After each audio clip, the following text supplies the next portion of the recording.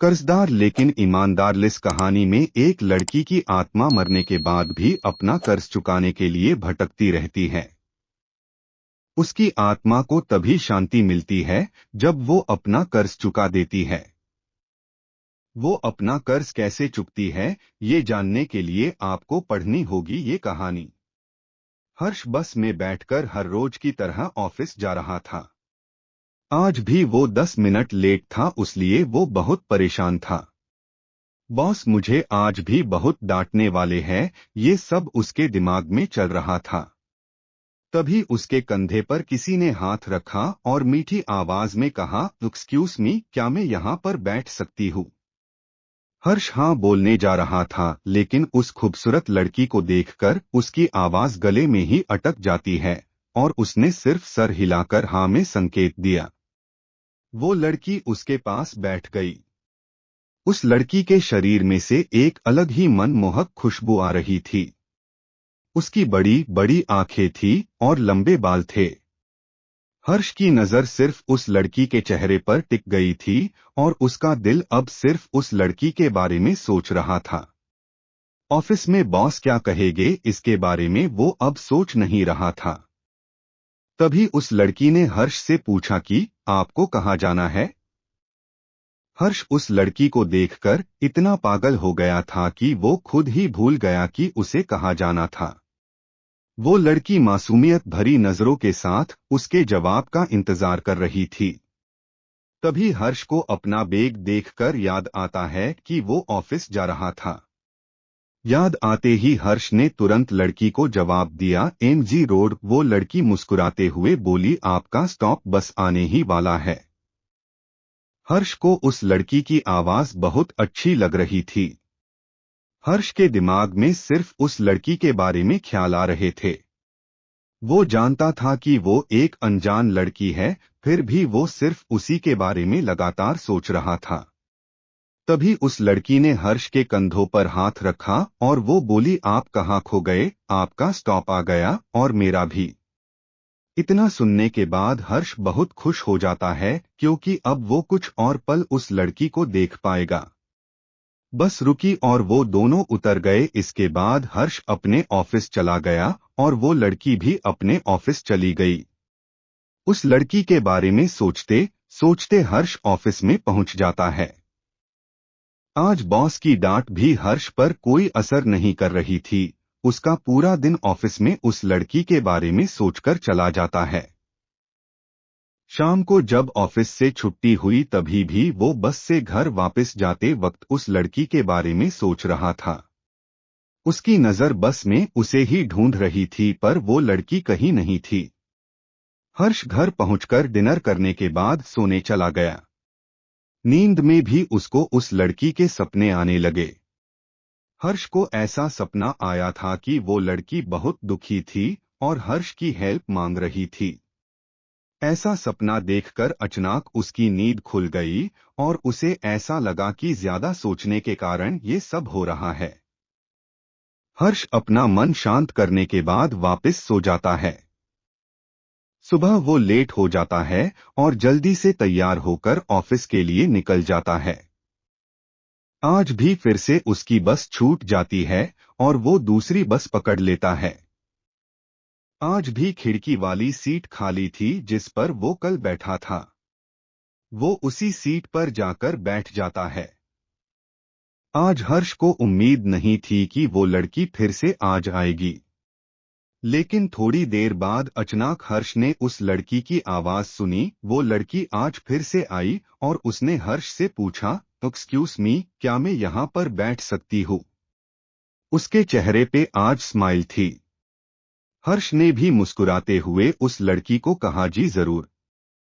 वो लड़की पास में बैठ जाती है और आज वो दोनों कुछ बातें भी करते हैं। उस लड़की ने अपना नाम रोशनी बताया। वो लड़की एमजी रोड में ही कॉल सेंटर में जॉब करती थी। हर्ष ने भी उसका नाम बताया और कहा कि मैं एक कंपनी में सॉफ्टवेयर इंजीनियर की पोस्ट पर जॉब करता हूँ। अब रोशनी और हर्ष हर रोज मिलने लगे। अब हर्ष की बस भी मिस नहीं होती थी क्योंकि वो अब रोशनी से मिलने के लिए हर रोज जल्दी उठकर तैयार हो जाता था। वो दोनों अब अच्छे दोस्त बन गए थे। हर रोज एक दूसरे से बातें करते थे। लेकिन उन दोनों के बीच में प्यार या फिर दोस्ती को लेकर कोई कमिटमेंट नहीं हुआ था। फिर भी दोनों को एक दूसरे के साथ समय बिताना अच्छा लग रहा था।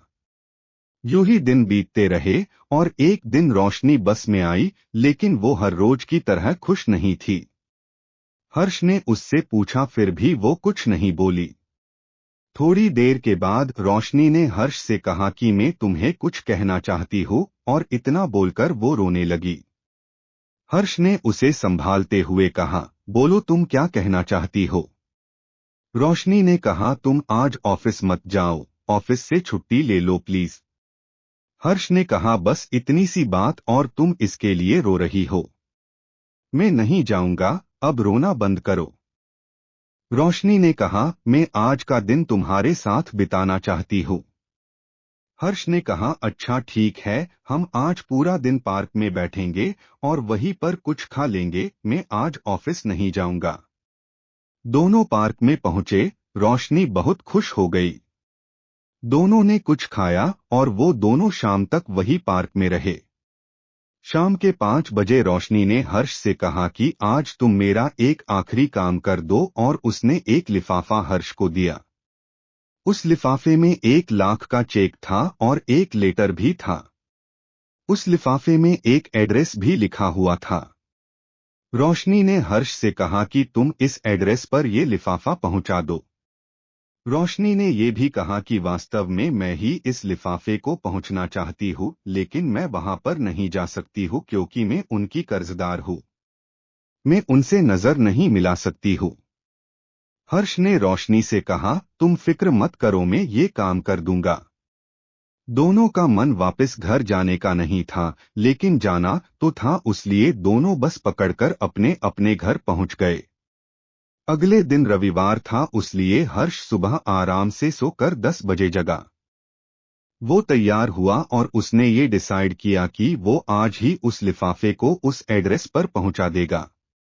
वो 12 बजे उस एड्रेस पर पहुंच गया। घर के बाहर जाकर उसने डोरबेल बजाई। थोड़ी ही देर में 2 बुजुर्ग कपल बाहर आए और उन्होंने पूछा, कौन हो तुम। हर्ष ने कहा, रोशनी ने ये लिफाफा भिजवाया है।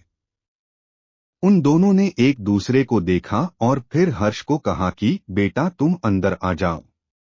हर्ष अंदर जाता है और अंकल उसे कुर्सी की तरफ इशारा करते हुए बैठने के लिए कहते हैं। आंटी जी ने कहा, बेटा मैं तुम्हारे लिए चाय बनाकर लाती हूँ, और वो अंदर किचन में चले जाते हैं। हर्ष ने कहा, आंटी मैं पहले से चाय नाश्ता करके आया हूँ, आप परेशान ना हो। पर फिर भी उन्होंने जिद करके बिठाया और बातें करने लगे। उन्होंने हर्ष से पूछा कि बेटा तुम रोशनी को कैसे जानते हो, तुम्हारा उससे क्या रिश्ता है। हर्ष को समझ में नहीं आ रहा था कि मैं मेरा रोशनी के साथ क्या रिश्ता बताऊं। फिर उसने सब कुछ सच बता दिया। हर्ष की बात सुनकर वो दोनों अंकल आंटी रोने लगे और उन्होंने दीवार पर लगी फोटो को दिखाकर कहा, बेटा तुम इसी की बात कर रहे हो। हर्ष ने कहा, हाँ आंटी मैं इसी रोशनी की बात कर रहा हूँ। तभी उन्होंने बताया कि बेटा 6 जनवरी को हमारी बेटी की मौत एक बस एक्सीडेंट में हो गई थी। हम दोनों उस पर आश्रित थे। वो सिर्फ हमारी बेटी नहीं बल्कि बेटा भी था। इतना जानने के बाद हर्ष का दिमाग काम करना बंद हो गया। उसे समझ में नहीं आ रहा था कि ये सब क्या हो रहा है। उसने अंकल आंटी को वो लिफाफा खोलने के लिए कहा। उसने कहा कि इसमें आप लोगों के लिए एक लेटर और 1 लाख का चेक है। उन दोनों ने हर्ष को बताया कि रोशनी पर 1 लाख का कर्ज था और वो उसे पूरा करने के लिए बहुत मेहनत कर रही थी। अब हर्ष को सारी बातें पता चल गई थी कि ये सब क्या हो रहा है, पर वो अभी भी मानने को तैयार नहीं था कि रोशनी पहले से ही मर चुकी है। वो अपना मन शांत करके वहां से अपने घर चला जाता है। फिर वापस कभी भी हर्ष को रोशनी उस बस में नहीं मिली। धीरे धीरे उसने भी ये मान लिया कि वो तो रोशनी की आत्मा थी जो कर्ज पूरा करने के लिए आई थी। ये कहानी केवल मनोरंजन के लिए है, इसके पीछे हमारा उद्देश्य किसी भी प्रकार की अंधश्रद्धा का प्रसार करने का नहीं है।